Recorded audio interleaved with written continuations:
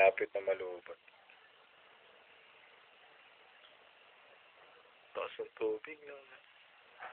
Ito, ang ganda dito yung tubig, oh. Ayun, oh. Abuti na yung picture. Nakaligtas pa si Jenny at si Albert, ah. Yung picture namin kakadikit-dikit. Dapat sa isa-isa.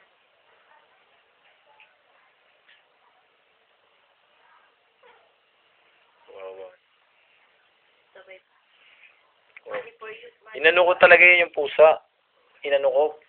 Nilagay ko dito, ma, oh. Sabi ko parang nga makaligtas yung pusa. Tapos yung tuta, yung higaan nyo, nakita ko umano, lumulutang na. Eh di nilagay ko yung tuta doon para di mapasa. Eh yun, kagad doon ako tinignan eh, yung tuta. Tapos yung pusa. Yung pusa. Naalala ni Joyce, ay ni tita mo sila Joyce. Hindi naman daw bumabahagi. Yan sabi. Hindi daw bumabahagi. Kasi kung bumabahagi, tatawag si Joyce. Hindi bumabahagi. Puro putik dito sa bahay mo. Kawawa naman tayo. Ganito yung pakiramdam ng mga nasasalanta, no?